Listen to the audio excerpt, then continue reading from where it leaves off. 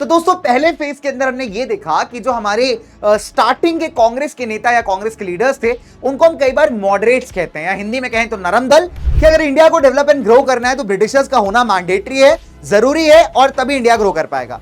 लाला लाजपत राय जिन्हें पॉपुलरली कहते हैं दलाल बाल एंड पाल, यानी कि ये द फेमस ट्रियो जिनको जाना जाता है ऐसे नेताओं के फॉर्म में जिन्होंने भारत की आजादी के लिए गांधी जी से भी पहले आवाज उठाई थी। जी हाँ दोस्तों, तो मतलब उनसे पहले के टाइम से बेटा ये बहुत पॉपुलर है। बंगाल के साथ प्रॉब्लम ये थी कि बंगाल एक ऐसा इलाका था जिसमें आज के टाइम का बिहार के इलाके आते हैं, कुछ उड़ीसा के पार्ट्स आते हैं, कुछ असम के पार्ट्स आते हैं, कुछ आपके बांग्लादेश वाले पार्ट्स भी आते हैं जो आज बांग्लादेश आपको दिखाई देता है। अब अगर आप देखेंगे तो बंगाल प्रेसिडेंसी में क्या आता था, बंगाल आता था, बिहार आता था, उड़ीसा, छोटा नागपुर, प्लाटू का बेल्ट और कुछ और रिमोट एरियाज। पॉपुलेशन की बात करें, बहुत ज्यादा पॉपुलेशन थी, लगभग 80 मिलियन के आसपास। हेलो बच्चा बाड़ी, क्या हाल चाल, कैसे हैं सभी आप? यार देखो ऐसा है, अपॉलॉजीज बिकॉज आपसे ना मुलाकात होने में थोड़ी सी देर हो गई एक्चुअली, है ना। तो बात ऐसी है कि अगर आपको याद हो तो लास्ट लेक्चर के अंदर हमने क्या रिवाइज किया था, हमने रिकॉल किया था first phase of the Indian national movement को with the help of a fantastic mind map, है ना। और आज आपके लिए लेकर के आया हूं दोबारा से एक और धांसू माइंड मैप जहां पे हम बात करेंगे second phase of the Indian national movement की। तो फटाफट से आप सभी बच्चों का वेलकम है आपके अमेजिंग प्लेटफॉर्म फिजिक्स वाला पे और आपके अपने बेहतरीन यूट्यूब चैनल यानी आईसीसी वाला के ऊपर। मेरा नाम है कुणाल, आइए करते हैं शुरुआत हमारे आज के जबरदस्त वाले टॉपिक यानी the second phase of the Indian national movement. तो दोस्तों पहले फेज के अंदर हमने ये देखा कि जो हमारे स्टार्टिंग के कांग्रेस के नेता या कांग्रेस के लीडर्स थे उनको हम कई बार मॉडरेट्स कहते हैं या हिंदी में कहें तो नरम दल। उसका रीजन बहुत सिंपल है कि वो लोग यार काफी लॉयल थे ब्रिटिश के प्रति और उनको लगता था कि कॉन्स्टिट्यूशनल मेथड्स का इस्तेमाल करके आप इंडियंस के लिए कुछ राइट्स को यहां पे विन कर सकते हो। वो लोग इंडिया को आजाद कराने के फेवर की बात नहीं करते थे, वो इंडियंस के कह सकते हैं आप इंडिया से ब्रिटिशर्स को बाहर भगाने की बात नहीं करते थे। उनका सिंपल सा फंडा था कि अगर इंडिया को डेवलप एंड ग्रो करना है तो ब्रिटिशर्स का होना मैंडेटरी है, जरूरी है और तभी इंडिया ग्रो कर पाएगा। और हमारे कुछ इंटरनल प्रॉब्लम्स को मैनेज करने के लिए हमारे एक अपनी सेल्फ गवर्नमेंट बनाने का एक परमिशन मिलना चाहिए, ये उनके मेजर ऑब्जेक्टिव्स है। ठीक है, अब कहानी को वहीं से लेकर के आगे बढ़ेंगे हम लोग जल्दी से। तो आपको मेरे पीछे सुंदर सा देश भारत और खूबसूरत से खेत खलियान दिख रहे होंगे और हमारा प्यारा तिरंगा दिख रहा होगा जो कि एक उम्मीद है, हमारे पहचान है और हमारे देश की आन बान और शान है। तो आइए दोस्तों स्टार्ट करते हैं। अच्छा, इससे पहले मैंने आपसे कहा था कि मैं ट्राई करूंगा कि वो बच्चे जो कमेंट सेक्शन के अंदर एक बढ़िया सा रिप्लाई मेरे को दे रहे हैं, बढ़िया सा आप कह सकते हैं, रिप्लाई से मेरा मतलब है क्वेश्चन का जवाब दे रहे हैं, ठीक है, उन सभी बच्चों के लिए एक बिग शाउट आउट है। तो वेल डन गाइस, हमारे डॉगेश भैया ओपी खुद आपको यहाँ पे वेल डन बोलने आए हैं। तो वी हैव परिगर जिसने बहुत प्यारा आंसर दिया है यहाँ पे, विशु मौर्य ने बहुत अच्छा आंसर दिया है यहाँ पे। सो कंग्रेचुलेशन बच्चों, वेरी नाइस, ठीक है, आपने बहुत अच्छा परफॉर्म किया, वेल डन, ऐसे ही अच्छे से परफॉर्म करते रहो। देखो मैं साइड हट जाता हूं, नाम देख लीजिए, परिगर, विश्व मौर्य, बहुत अच्छा परफॉर्म किया आपने बच्चे, बहुत अच्छे आंसर्स दिए, वेरी नाइस। ठीक है, तो वेल डन डॉगेश भैया की साइड से। और हम लोग चलते हैं हमारे क्लास में आगे, ठीक है। तो क्या करने वाले हैं, ऑब्वियसली बात है second phase of the Indian national movement. चलो तो लेट्स गेट स्टार्टेड। अच्छा, अब बात ऐसी है मेरे दोस्त कि आपके जो सिलेबस है आपका, है ना, हम उसी को फॉलो करेंगे बिकॉज माइंड मैप्स हैं तो कम समय के अंदर क्विक रिकॉल चाहिए। तो second phase of the Indian national movement में इन्होंने कहा है कि आप थोड़े से कॉजेस बता दीजिए, पार्टीशन ऑफ द बंगाल के आप यहाँ पे पर्सपेक्टिव बता दीजिए इंडियन नेशनलिस्ट का और ब्रिटिशर्स का इसके रिगार्डिंग, छोटा सा आपको मेंशन देना है सूरत स्प्लिट के बारे में, ऑब्जेक्टिव्स बताने यहाँ पे, किसके मेथड्स बताने, रेडिकल्स के अचीवमेंट्स की बात नहीं की गई है तो उसको हम स्किप करेंगे, ठीक है। एंड साथ ही साथ किसी दो कंट्रीब्यूशंस को बताना है, बाल गंगाधर तिलक, बिपिन चंद्र पाल और लाला लाजपत राय जिन्हें पॉपुलरली कहते हैं दलाल बाल एंड पाल, यानी कि ये द फेमस ट्रियो जिनको जाना जाता है ऐसे नेताओं के फॉर्म में जिन्होंने भारत की आजादी के लिए गांधी जी से भी पहले आवाज उठाई थी। जी हाँ दोस्तों, तो मतलब उनसे पहले के टाइम से बेटा ये बहुत पॉपुलर है। आइए बात करते हैं नंबर 1, जो सबसे पहला topic, the partition of Bengal की, ठीक है, कि बंगाल के अंदर ऐसी क्या समस्या है, क्या प्रॉब्लम थी जिसके चलते बंगाल को पार्टीशन कर दिया गया। देखिए बंगाल को किसी पॉइंट ऑफ टाइम पे ना भारत के राष्ट्रवाद यानी इंडियन नेशनलिज्म का सेंटर माना जाता था, ठीक है। तो बंगाल के काफी सारे पॉलिटिकल लीडर्स थे जो कि बहुत एक्टिव थे ब्रिटिश पॉलिसीज को अपोज करने में, राइट। जो लॉर्ड कर्जन उस जमाने के भारत के वाइसरॉय वगैरह हुआ करते थे, उनका जो पूरा टेन्योर है वो कंट्रोवर्सी से भरा हुआ है। ऐसा इसलिए कहा जाता है बिकॉज जो डिसीजंस उन्होंने यहां पे लिए थे दोस्तों, वो कहीं ना कहीं इंडियंस के फेवर में बिल्कुल नहीं थे। जैसे for example the partition of Bengal, जो कि इनका बहुत ही ऐसा डिसीजन माना जाता है कि जिनकी आप कह सकते हो कि ब्रिटिशर्स का एक अटैक था भारतीय नेशनलिज्म के ऊपर, राइट, एक हिडन अटैक था। नाउ बंगाल के पार्टीशन को अनाउंस किया गया था भाई जुलाई 1905 के अंदर, 28 जुलाई 1905 में अनाउंस किया गया कि हम बंगाल को पार्टीशन करने वाले हैं और साथ ही साथ इस पार्टीशन को फॉर्मली इंप्लीमेंट किया गया 16 अक्टूबर 1905 5 को। तो 2 डेट्स है यहाँ पे, अनाउंसमेंट अलग है, इंप्लीमेंटेशन अलग है। बंगाल के साथ प्रॉब्लम ये थी कि बंगाल एक ऐसा इलाका था जिसमें आज के टाइम का बिहार के इलाके आते हैं, कुछ उड़ीसा के पार्ट्स आते हैं, कुछ असम के पार्ट्स आते हैं, कुछ आपके बांग्लादेश वाले पार्ट्स भी आते हैं, जो आज बांग्लादेश आपको दिखाई देता है। तो मिला जुला के एक बहुत बड़ा इलाका बंगाल था। यहाँ पे मुस्लिम्स थे, यहाँ पे हिंदूज थे, लेकिन आपस में सब मिलजुल करके रहते थे। और बहुत सारे ऐसे मूवमेंट्स हैं जो आप देखेंगे दोस्तों कि बंगाल से ही स्टार्ट हुए हैं और काफी ज्यादा ब्रिटिशर्स को ट्रबल कर चुके थे। तो ब्रिटिशर्स को लगा कि क्यों ना अगर चोट करनी है तो ऐसे पॉइंट पे मारिए यहां पे कि जिससे कि नेशनलिज्म का पूरा मूवमेंट यहां पे डिस्टॉर्ट हो जाए, राइट। सिंपल सी बात है, बंगाल को डिवाइड कर दीजिए, बिकॉज बंगाल बड़ा है। रीजन दे दीजिए कि हमें एडमिनिस्ट्रेशन करने में प्रॉब्लम आ रही है, लेकिन असली रीजन ये नहीं था दोस्तों। असली रीजन ये था कि रिलीजन के नाम पे लोगों को बांट देना, ताकि जो बंगाल की यूनिटी है वो यहां पे खत्म हो जाए, राइट। अब अगर आप देखेंगे तो बंगाल प्रेसिडेंसी में क्या आता था, बंगाल आता था, बिहार आता था, उड़ीसा, छोटा नागपुर, प्लाटू का बेल्ट और कुछ और रिमोट एरियाज। पॉपुलेशन की बात करें, बहुत ज्यादा पॉपुलेशन थी, लगभग 80 मिलियन के आसपास। और इस पॉपुलेशन में काफी यूनिटी थी, जिसको ब्रेक करने के लिए बंगाल को पार्टीशन करना ब्रिटिशर्स को बिल्कुल सही लगा, ठीक है। चलिए तो लेट्स टॉक अबाउट कि बंगाल की पार्टीशन की बात कैसे की। देखिए, 2 प्रोविंसेस बनाने की बात की गई, 2 अलग अलग स्टेट्स बनाने की बात की गई। यहां पे पहला था आपका मेजर बंगाल, जहां पे वेस्टर्न डिस्ट्रिक्ट्स आ जाएंगे बंगाल के, है ना, जो प्रॉपर बंगाल का वेस्टर्न एरिया है, बिहार का इलाका, उड़ीसा का इलाका। 54 मिलियन का पॉपुलेशन रहने वाला था, उसका कैपिटल होने वाला था कलकत्ता। अब यहां पे अगर आप देखोगे तो जो पॉपुलेशन थी वो नॉन बंगालीज की ज्यादा हो गई।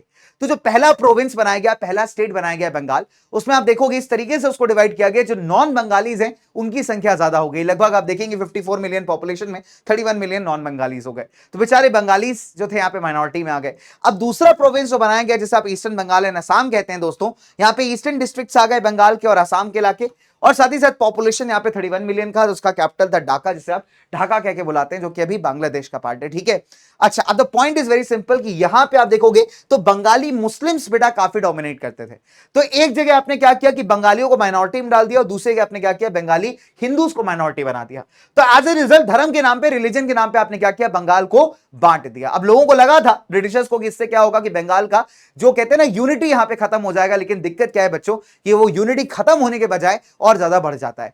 अब मोटिव क्या था यहां पे पार्टीशन के पीछे, देखिए 2 मोटिव है। नंबर 1, पहला है ब्रिटिश पर्सपेक्टिव, ठीक है। तो अगर हम बात करें मेजर पर्सपेक्टिव्स की, मोटिव की बात कर लीजिए या पर्सपेक्टिव की बात कर लीजिए, तो बच्चों नंबर 1, पर्सपेक्टिव का मतलब होता है नजरिया। ब्रिटिशर्स का नजरिया क्या है और यहाँ पे हमारे इंडियन नेशनलिस्ट का नजरिया क्या है। देखिए, ब्रिटिशर्स का कहना यह है कि पार्टीशन इसलिए जरूरी है क्योंकि यहां पे बहुत बड़ा इलाका है, इसको एडमिनिस्ट्रेशन करने में, मैनेज करने में दिक्कत आती है, ठीक है। ये इनका ओपन एजेंडा है जिसके नाम पे पार्टीशन कर रहे हैं। हालांकि हिडन एजेंडा, हिडन ऑब्जेक्टिव की बात की जाए दोस्तों, तो यहां पे बंगाल इंडियन नेशनलिज्म का बिल्कुल सेंटर था, मैंने आपको यही बताया।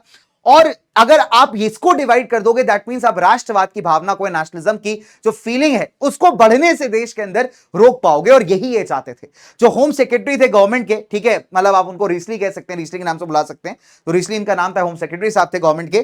तो ये क्या करते हैं, डिक्लेयर करते हैं बेटा कि पार्टीशन का मेजर मुद्दा बहुत सिंपल था कि ब्रिटिश के अगेंस्ट जो उठता हुआ ऑपोजिशन है उसको यहां पे क्या करना, बिल्कुल सिंपल तरीके से एकदम दबा देना, या फिर आप सप्रेस करना कह सकते हैं, ठीक है। अगर हम इंडियन पर्सपेक्टिव की बात करें तो इंडियन पर्सपेक्टिव बहुत क्लियर है दोस्तों कि यहां पे एक डेलिब्रेट, जानबूझ करके इंडियंस ने कहा कि अटेम्प्ट किया गया है कि बंगालियों को या बंगालीज को आप रिलीजियस ग्राउंड्स पर डिसरप्ट कर दें यहां पे, ठीक है। तो इंडियंस क्लियरली कह रहे हैं, इंडियन नेता कह रहे हैं कि आपका ये जो एजेंडा है ना कि हम एडमिनिस्ट्रेशन की बात कर रहे हैं, एडमिनिस्ट्रेशन आसान बनाना चाहते हैं, ये बिल्कुल गलत है। आपका असली एजेंडा ये है कि आप बंगालीज को रिलीजन या धर्म के नाम पे बांटना चाहते हो और हमारी यूनिटी कमजोर करना चाहते हो, ठीक है। सिंपल सी बात है। तो उन्होंने कहा कि अगर आपको एफिशिएंसी ही चाहिए थी, एडमिनिस्ट्रेशन बेहतर बनानी थी, तो आप एक काम करते, जो अलग अलग लैंग्वेज है उनके बेसिस पे आप स्टेट्स को बांट देते, आसाम अलग कर देते, बिहार अलग कर देते, वो है ना उड़ीसा अलग कर देते, सबकी अपनी अपनी लैंग्वेजेस है, सबको इंडिपेंडेंट स्टेट्स बना देते, तब समझ में आता कि आप एडमिनिस्ट्रेशन की बात कर रहे हैं, है कि नहीं। लेकिन ऐसा तो है नहीं भाई। तो आपने क्या किया, सिर्फ धर्म के नाम पे डिवाइड करने के लिए ऐसा काम किया है। इनफैक्ट पब्लिक के ओपिनियन को कंसीडर नहीं किया है, जिससे कि हमारी जो आम जनता है, जो बंगाली सेंटिमेंट्स हैं बंगाल के लोगों के बेटा, वो बहुत ज्यादा हर्ट हुए हैं, ठीक है। तो कुछ ऐसे पोस्टर्स आप देखेंगे उस टाइम पे बंगाल में बहुत कॉमन हो गए थे। अब आप देखोगे तो इसके अगेंस्ट एक एंटी पार्टीशन मूवमेंट की शुरुआत की जाती है, जो स्टार्ट होता है 7 अगस्त 1905 से, ठीक है। यानी जब यहां पे पार्टीशन करेंगे ऐसी बात अनाउंस हुई, उसके बाद एक एंटी पार्टीशन मूवमेंट स्टार्ट हुआ। कलकत्ता का जो टाउन हॉल है, ठीक है, वहां का जो आप कह सकते हैं मेन बिल्डिंग है जहां पे सारी न्यूज आती थी, तो वहां पे काफी सारे लोग इकट्ठे होते हैं, वहां से फिर अलग अलग पार्ट्स में डिवाइड हो जाते हैं इस मूवमेंट को कैरी फॉरवर्ड करने के लिए। इसमें क्या हुआ कि पॉलिटिकल लीडर्स और पीपल जो लोग थे वो साथ में मिलकर के आंदोलन कर रहे हैं। तीसरी बात, अर्ली नेशनलिस्ट जो मॉडरेट्स कहलाते हैं हमारे, और जो असर्टिव्स थे, यानी जो इनके बारे में आज हम बात करेंगे, तो वो सारे लोगों ने मिल करके यहां पे काम किया था, ठीक है, बिकॉज कॉज बहुत कॉमन था, ब्रिटिशर्स के अगेंस्ट फाइट करनी थी। लीडर्स ने मीडिया का इस्तेमाल किया, जैसे कई सारे न्यूज़पेपर्स हो गए, बंगाली हो गया, संजीवनी हो गया, इनका इस्तेमाल करके ना पार्टीशन को क्रिटिसाइज किया जा रहा था। और सबसे इंपॉर्टेंट 16 अक्टूबर 1905 यानी वो दिन जिस दिन पार्टीशन को इंप्लीमेंट किया जाना था, लागू किया जाना था, उस दिन में हड़ताल ऑब्जर्व की गई। उस दिन को माना गया कि पूरे देश के अंदर नेशनल मोर्निंग यानी शोक मनाया जाएगा, दुख मनाया जाएगा कि कुछ गलत हो रहा है। लोगों ने फास्ट रखा, लोगों ने व्रत रखा, लोग नंगे पांव जो है गंगा घाट पे गए स्नान करने, नहाने धोने के लिए, जैसे आप करते हो किसी रिचुअल के अंदर, राइट। तो ये पूरा आप कह सकते हैं बड़े लेवल पे बच्चे ये पूरा प्रोटेस्ट ऑर्गेनाइज हुआ, राइट। इसका आउटकम क्या हुआ? देखिए, नंबर 1 इसका आउटकम ये हुआ कि इतने जबरदस्त प्रोटेस्ट चलने के बाद, क्योंकि आप देखेंगे कि 1905 के बाद 1906 से कई सारे मूवमेंट्स आ जाते हैं, स्वदेशी मूवमेंट, बॉयकॉट मूवमेंट, जो कि ब्रिटिशर्स को काफी नुकसान पहुंचाते हैं। फाइनली पार्टीशन ऑफ बंगाल को रिवोक किया जाता है 1911 में। इसका मतलब यह नहीं कि बंगाल अभी पार्टीशन नहीं होगा, बंगाल पार्टीशन होगा, लेकिन लैंग्वेज यानी भाषा के आधार पर, ठीक है। तो पहले क्या हुआ था, रिलीजन या धर्म के आधार पर डिवाइड किया था, अभी कहा जा रहा है कि हम आपको लैंग्वेज के बेसिस पे डिवाइड करेंगे, ठीक है, जो कि कंपैरेटिवली एक बेटर डिवीजन आप कह सकते हो। जो हिंदी बोलने वाले, उड़िया भाषा बोलने वाले, असमीज बोलने वाले जो स्टेट्स थे, उनको बंगाल से सेपरेट कर दिया गया और उन्हें एक इंडिपेंडेंट यूनिट यहां पे बना दिया गया, ठीक है, कि हिंदी बोलने वाला बिहार अलग हो गया, असमीज बोलने वाला असम अलग हो गया और उड़िया भाषा बोलने वाला उड़ीसा आपका अलग हो गया, ठीक है। बंगाल से पहले बंगाल के अंदर थे। एडमिनिस्ट्रेटिव कैपिटल को शिफ्ट कर दिया गया कोलकाता से, कहां पे? दिल्ली में 1911 के अंदर, ठीक है। तो पहले कोलकाता था भारत का राजधानी, भारत का कैपिटल, वो शिफ्ट हो गया दिल्ली यहां पे साल 1911 में, राइट। अब आता है the very important the Surat split of 1907 या इंडियन नेशनल कांग्रेस का सूरत के अंदर किया गया 1907 का सेशन, जहां पे आप देखोगे कांग्रेस दो पार्ट्स में ऑफिशियली डिवाइड हो जाता है एक तरीके से। एक मॉडरेट्स यानी जिनको आप अर्ली नेशनलिस्ट कहते हैं, और एक रेडिकल्स जिनका तरीका थोड़ा अग्रेसिव था काम करने का, जिन्हें आप कहते हैं असर्टिव नेशनलिस्ट, ठीक है। तो अभी क्या होता है, इसका बैकग्राउंड समझिएगा, बहुत सिंपल है कि स्वदेशी मूवमेंट जो स्टार्ट किया गया, स्वदेशी का मतलब होता है आप अपने देश की चीजों का इस्तेमाल करिए, ठीक है। उसने क्या किया कि जो दोनों ग्रुप्स है, असर्टिव्स और अर्ली नेशनलिस्ट, इनके बीच में ना डिफरेंसेस बढ़ा दिए। क्यों? बिकॉज दोनों का स्वदेशी बॉयकॉट करने का जो तरीका था बहुत अलग था, ठीक है। दूसरी बात, असर्टिव नेशनलिस्ट चाहते थे कि पूरे देश भर में इस आंदोलन को फैलाया जाए, हालांकि जो आपके अर्ली नेशनलिस्ट थे उनका मानना था कि बंगाल के एजुकेटेड लोगों तक ही इसको लिमिटेड रखना चाहिए, ठीक है। Disagreement over Indian national Congress के प्रेसिडेंट। अब 1906 में जो आप देखोगे, 1906 के अंदर जो कांग्रेस का सेशन होता है कलकत्ता में, उसमें एक लड़ाई हो जाती है कि अगला जो प्रेसिडेंट है सेशन का वो कौन बनेगा। अब फाइनली दोनों साइड से कोई डिसाइड नहीं होता, तो दादा भाई नौरोजी, जिनको दोनों साइड रिस्पेक्ट किया करते थे, एक अर्ली नेशनलिस्ट थे लेकिन बहुत रिस्पेक्टेबल थे, वो यहां पे प्रेसिडेंट बन जाते हैं, ठीक है। नाउ अब दिक्कत क्या है कि यार यहां पे ना कई सारी पॉलिसीज के ऊपर दोनों ग्रुप्स में काफी डिविजन्स है, काफी दिक्कतें हैं, जैसे स्वदेशी हो गया, स्वराज हो गया, नेशनल एजुकेशन हो गया। तो ऐसे मुद्दों को लेकर के जो दोनों ग्रुप्स हैं अपने, असर्टिव्स के भी और हमारे मॉडरेट्स के भी, उनके बीच में कभी भी एक प्रॉपर आप कह सकते हैं सिंक्रोनाइजेशन नहीं बन पा रहा। तो एज ए रिजल्ट दोनों में काफी बहसबाजी हो रही है। अब सेम जो आप कह सकते हैं प्रॉब्लम्स यहां पे 1907 के जो आपका सूरत सेशन था उसमें भी निकल के सामने आ जाती हैं, ठीक है। अब जो हमारे अर्ली नेशनलिस्ट थे, हमारे जो पुराने मॉडरेट्स लोग थे, वो कहते हैं कि राज बिहारी घोष जी को प्रेसिडेंट बना दीजिए। असर्टिव्स कहते हैं कि भैया लाला लाजपत राय को प्रेसिडेंट बना दीजिए। अब क्योंकि उस जमाने में जो मॉडरेट लीडर्स हुआ करते थे, अर्ली नेशनलिस्ट, उनकी थोड़ी ज्यादा चलती थी कांग्रेस में, राइट, उनका थोड़ा ज्यादा इंफ्लुएंस था। तो एज ए रिजल्ट क्या होता है कि लाला लाजपत राय को यहां पे प्रेसिडेंट नहीं बनाया जाता और राज बिहारी घोष बनते हैं आपके प्रेसिडेंट ऑफ 1907 सेशन। और ये यहां पे फाइनली क्या रिजल्ट करता है, that is the divide in the Congress. तो फाइनली क्या होता है कि स्प्लिट आ जाता है कांग्रेस के अंदर 1907 में, ठीक है। सूरत सेक्शन के अंदर असर्टिव्स को बाहर निकाल दिया जाता है कांग्रेस से। तो अगले 9 सालों तक हम मान के चली कि असर्टिव जो थे वो कांग्रेस से बिल्कुल बाहर थे। अब इससे क्या हुआ कि ब्रिटिशर्स को एक फायदा मिल गया, ब्रिटिशर्स को यहां पे अपॉर्चुनिटी मिल गई डिवाइड एंड रूल करने की। ब्रिटिशर्स ने क्या किया कि यहां पे मॉडरेट लीडर्स को कांग्रेस के सपोर्ट करने लगे, उनके थोड़े थोड़े डिमांड्स मानने लगे। साथ ही साथ आप देखोगे कुछ मुस्लिम लीडर्स जो इनके सपोर्ट में हैं, जो ब्रिटिशर्स से काफी अच्छा रिलेशन रखते हैं, उनके डिमांड्स मानने स्टार्ट कर दिए और असर्टिव्स के साथ यहां पे स्ट्रिक्ट पॉलिसी अपना ली। जो लाला लाजपत राय, बिपिन चंद्र पाल है ना, जो ये वाला ग्रुप है अपना असर्टिव नेशनलिस्ट वाला, इनसे क्या करी, इनके अगेंस्ट एक स्ट्रिक्ट पॉलिसी अपना ली और सपोर्ट किसको करने लगे, मॉडरेट्स को, ताकि मॉडरेट्स को लगे देखो हमारी बात सही थी, हम कहते थे कि ब्रिटिशर्स दयावान हैं, तुम ही लोग फालतू में हल्ला कर रहे थे। तो इसको कहते हैं डिवाइड एंड रूल करना, कि एक साइड को सपोर्ट करके दूसरे को बुरा फील कराना और खुद सारे मजे लेना, ठीक है। अब देखो यहां पे क्या होता है, तो जो स्प्लिट हुआ था आपको, इसको इलाहाबाद सेशन में फाइनली फॉर्मलाइज कर लिया गया था 1908 में।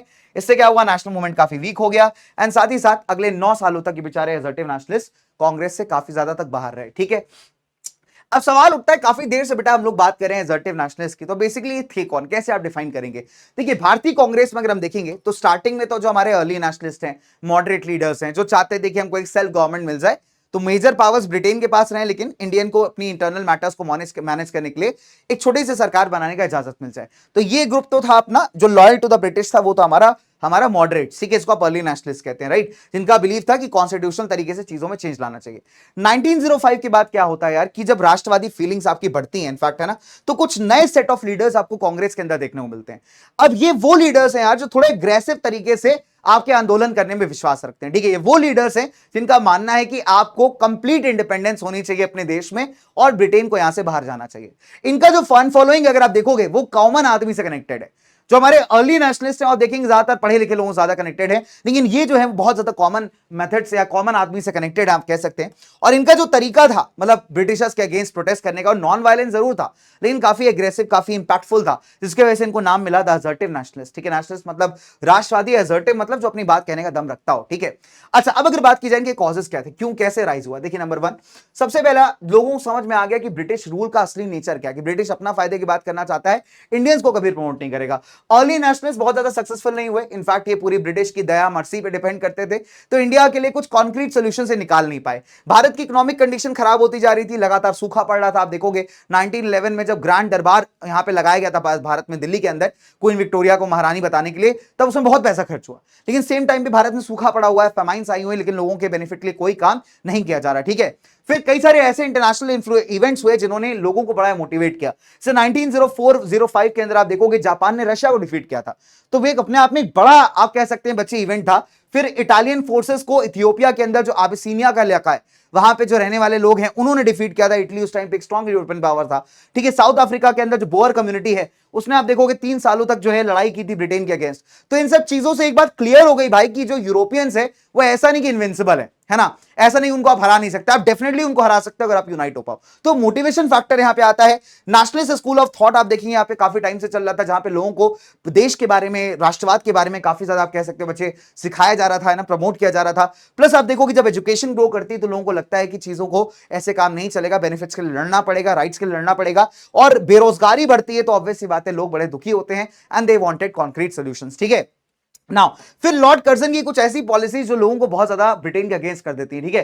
देखिए 1898 में एक एक्ट आया था जिससे क्या हुआ कि यार अगर आप गलती से भी ब्रिटिशर्स के अगेंस्ट कुछ करते हो तो आपको वहां पे पकड़ लिया जाएगा, आपको सजा मिलेगी, वो एक ऑफेंस है। कलकत्ता कॉर्पोरेशन के अंदर एक एक्ट आया 1899 में जिसके थ्रू जो इंडियन मेंबर्स थे उनकी मेंबरशिप कम कर दी गई। जितनी भी यूनिवर्सिटीज थी, एक एक्ट आया 1904 में, इंडियन यूनिवर्सिटीज एक्ट, उनको क्लियरली कहा गया कि भाई अगर सरकार आपको फंड कर रही है तो सरकार पूरा कंट्रोल भी आप पे रखेगी, यानी किसी प्रकार की भी नेशनलिस्ट एक्टिविटीज किसी टाइप की बेटा आप यहां पे नहीं कर पाओगे। तो ऐसी रिप्रेसिव पॉलिसीज कर्जन की जो है लोगों को और हेट करना स्टार्ट करवा देती हैं, है ना। और साथ ही साथ जब मॉडरेट्स हमारे इसके लिए सॉल्यूशंस नहीं निकाल पाते तो लोगों को लगता है कि जो असर्टिव नेशनलिस्ट हैं इन्हीं के पास कोई सोल्यूशन होने वाला है, ठीक है। इसके अलावा लोगों में अवेयरनेस बढ़ रही है, ठीक है। इंडियंस के साथ अब्रॉड में दूसरे देशों में इल ट्रीटमेंट किया जा रहा है। साउथ अफ्रीका में आप देख लीजिए कि नो डाउट कि इंडियंस ने वर्ल्ड वॉर 1 में ब्रिटेन को इतना सपोर्ट किया, है ना, उसके साइड से लड़ने गए, लेकिन फिर भी इंडियंस के साथ रेशियल डिस्क्रिमिनेशन फॉलो किया जा रहा है, दूसरे देशों में भेदभाव हो रहा है, फिर बंगाल का पार्टीशन। तो ये कुछ ऐसे कॉजेस थे जिसने यहां पे असर्टिव नेशनलिज्म को बहुत ज्यादा प्रमोट किया, राइट। चलिए अब हम बात करते हैं कि इनके मेजर मेथड्स क्या थे, ठीक है। तो मेथड्स की बात करेंगे फटाफट से।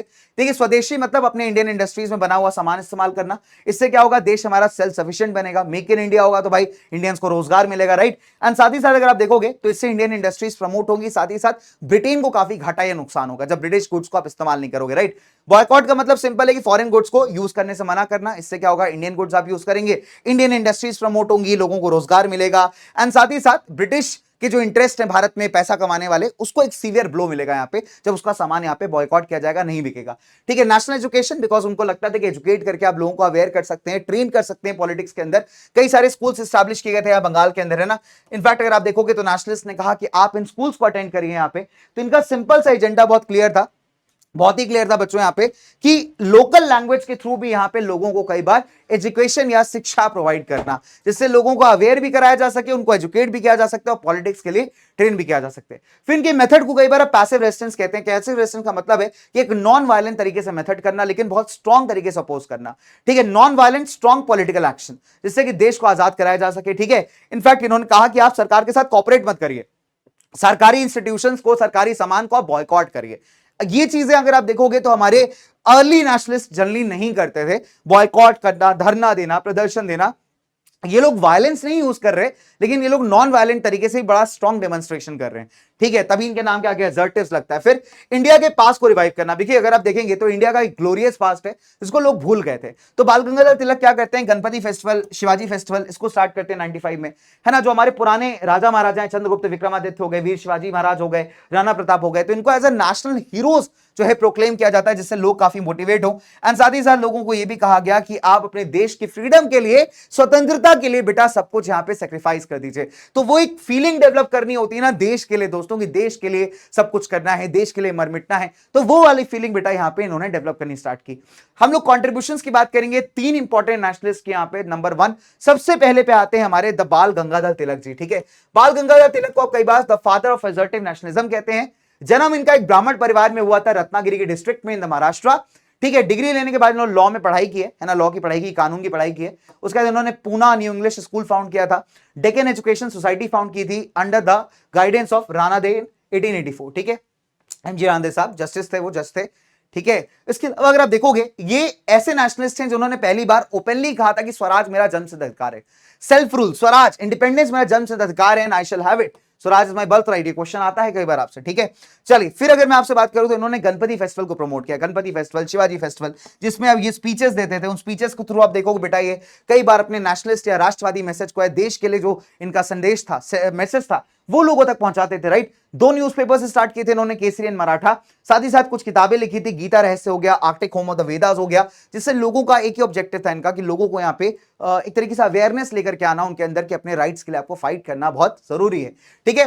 तिलक के जैसे अगर आप देखेंगे तो गांधी का भी अगर आप देखेंगे बच्चे, इनको कई बार फोर रनर ऑफ गांधी का, मतलब आप कह सकते हो। अच्छा एक चीज और है कि इन्होंने होम रूल स्टार्ट किया था पुणे में 1916 में, जिसका एम बहुत सिंपल था कि that is attaining the self government, एक सेल्फ गवर्नमेंट क्रिएट करना। इनको कई बार फोर रनर टू गांधी माना जाता है, यानी गांधी से पहले कोई ऐसा इंसान जिसने इन सारे आइडियाज को बहुत पॉपुलराइज किया गया, ठीक है। जैसे अब अगर आप तिलक की बात करेंगे तो गांधी ने भी स्वराज के प्रिंसिपल को काफी प्रमोट किया है, जैसे तिलक ने किया है। तिलक एंड गांधी दोनों की एक बड़ी जबरदस्त कनेक्टिविटी थी, जबरदस्त मास फॉलोइंग थी। तिलक ने स्वदेशी, बॉयकॉट, प्रोहिबिशन के जो आइडियाज, जिसको बाद में गांधी ने अडॉप्ट किया था जाकर के, उन आइडियाज को तिलक ने पहले इंडियन पब्लिक को काफी प्रीच कर दिया। सो दैट अगर आप देखोगे जब गांधी यहाँ पे आंदोलन स्टार्ट करते हैं तो ये आइडियाज में इंडियन पब्लिक काफी ट्रेन थी, राइट। उसका कंट्रीब्यूशन बहुत बड़ा जाता है नजरटिव नेशनलिस्ट को, हमारे लीडर्स को। Next let's talk about Bipin Chandrapal. इनका जन्म हुआ था सिलट जगह पे। सिलट इस टाइम पे बांग्लादेश का पार्ट है। 1858 में इनको कई बार father of the revolutionary thought माना जाता है भारत के अंदर। ये क्वेश्चन आता है कई बार, मतलब क्रांतिकारी थॉट के पापा या फादर या वो इंसान जिसने इस थॉट्स को प्रमोट किया। सोशल रिफॉर्मर थे, इन्होंने इंडियन नेशनल कांग्रेस को ज्वाइन किया था 1886 में, ठीक है। एक जर्नलिस्ट भी थे जिन्होंने कई सारे नेशनलिस्ट आइडियाज को स्प्रेड किया with the help of the newspapers like Bengal हो गया, पब्लिक ओपिनियन हो गया, ट्रिब्यून जो कि आज भी फंक्शनल है, न्यू इंडिया हो गया। इनकी राइटिंग्स को सरकार सेडिशियस मानती थी। सेडिशियस का मतलब है गवर्नमेंट के अगेंस्ट होना, गवर्नमेंट के अगेंस्ट विद्रोह करने वाली राइटिंग्स, ठीक है। ये फेवर में थे नेशनल एजुकेशन देने को, स्टूडेंट्स को नेशनल एजुकेशन मिलनी चाहिए। According to him national education जो है सेंटर बन सकता है, स्ट्रॉन्ग फोर्स बन सकता है भारतीय नेशनल मूवमेंट का, कि अगर लोग यहां पे एजुकेटेड होंगे, पढ़े लिखे होंगे दोस्तों, तो डेफिनेट सी बात है काफी बढ़ चढ़ के इस मैसेज को समझेंगे भी और पार्टिसिपेट भी करेंगे। सोशल रिफॉर्मर थे जिन्होंने विडो रीमैरिज को काफी सपोर्ट किया, फीमेल एजुकेशन को सपोर्ट किया। इसके अलावा कास्ट सिस्टम का काफी विरोध किया इन्होंने, कास्ट सिस्टम को अपोज थे। एंड सबसे इंपॉर्टेंट बच्चों, जो हमारी लोकल इंडियन इंडस्ट्रीज हैं उनके सेटअप में, उनके एस्टैब्लिशमेंट में एक बहुत बड़ा रोल प्ले किया था बिपिन चंद्रपाल ने। Let's come to the last, that is Lala Lajpat Rai. इनको कहा जाता था कई बार पंजाब केसरी या फिर शेरे पंजाब। बहुत इंपॉर्टेंट के कॉन्ट्रीब्यूशंस पूछता है, ठीक है। स्ट्रॉन्ग लॉयर थे, बड़े तगड़े लॉयर थे, एजुकेटर थे, सोशल रिफॉर्मर थे, एंड साथ ही साथ एक बहुत तगड़े क्रिटिक थे ब्रिटिश एम्पायर के, जो ब्रिटिश शासन को क्रिटिसाइज करते थे। कांग्रेस ज्वाइन की 1888 में, इन्होंने कई बार ब्रिटिशर्स के अगेंस्ट बोला, जिसके चलते इनको मंडले के प्रिजन में भेज दिया गया था, मतलब डिपोर्ट कर दिया गया था, ठीक है। तो अगर आप देखोगे वर्कर्स मूवमेंट के सपोर्टर थे। इनफैक्ट ये प्रेसिडेंट बनते हैं, पहले प्रेसिडेंट बनते हैं all India trade union Congress के, एंड साथ ही साथ इनको बाद में इंडियन नेशनल कांग्रेस का प्रेसिडेंट भी अपॉइंट किया जाता है, राइट। साथ ही साथ इन्होंने स्वराज पार्टी को ज्वाइन किया था, 1923 में बनी थी, बाद में इसको लीव कर दिया था, राइट। चलिए फिर अगर हम देखें तो इन्होंने एक मंथली मैगजीन स्टार्ट की, यंग इंडिया नाम की, जिससे यंग लोगों को इंस्पायर किया जा सके इस नेशनल मूवमेंट को ज्वाइन करने के लिए, ठीक है, ताकि स्वराज हमारे देश को मिल पाए। इन्होंने अगर आप देखोगे बच्चे तो पंजाबी हो गया, वंदे मातरम, एक उर्दू डेली था, उर्दू डेली पेपर था, है ना, पीपल हो गया, एक इंग्लिश वीकली पेपर था। ऐसे कई सारे आप कह सकते हैं लिटरेचर राइटिंग्स यहाँ पे स्टार्ट किए थे। All with the same objective, closely associated थे आर्य समाज मूवमेंट में भी बचे। इन्होंने डीएवी कॉलेजेस को एक्सपैंड करने में एक बहुत बड़ा रोल प्ले किया, खासकर लाहौर के अंदर 1886 में। Servants of people society form किया था, जहां पे जितने भी लोअर कास्ट हैं उनके बेनिफिट्स के लिए काम किया जा सके। साथ ही साथ कई सारे स्कूल्स, हॉस्पिटल्स एंड ऑर्फनेजेस, यहाँ पे जिन लोगों का कोई नहीं है वो आकर के यहाँ रह सकते हैं, ऐसे ऑर्फनेजेस ओपन किए थे, स्कूल्स, हॉस्पिटल्स ओपन किए थे, राइट। चलिए, इसके अलावा कई सारे कंट्रीज इन्होंने विजिट किए, जिससे कि वहां पे पब्लिक ओपिनियन को, सपोर्ट को एक गैदर किया जा सके इंडिया के फेवर में, ठीक है, इंडिया के इंडिपेंडेंस के लिए। इन्होंने गदर पार्टी ज्वाइन की थी, अमेरिका में गदर पार्टी थी 1914 के अंदर, उसको ज्वाइन किया था। तो इनका सिंपल सा लॉजिक था, अलग अलग कंट्रीज जाकर के पब्लिक सपोर्ट को यहां पे गेन करना। और सबसे इंपॉर्टेंट, अगर आप देखोगे इनकी डेथ कैसे होती है, बहुत ही अनफॉर्चुनेट दोस्तों, कि साइमन कमीशन के अगेंस्ट विरोध चल रहा होता है भारत में। वही साइमन कमीशन, इसमें कोई इंडियन मेंबर नहीं था और उस वजह से उसको अपोज किया जा रहा था। तो लाहौर में लाला जी भी हमारे जो हैं प्रदर्शन कर रहे होते हैं, पुलिस लाठी चार्ज करती है 1928 के अंदर। इसमें लाला जी के सर पे काफी जबरदस्त गहरी चोट आती है दोस्तों,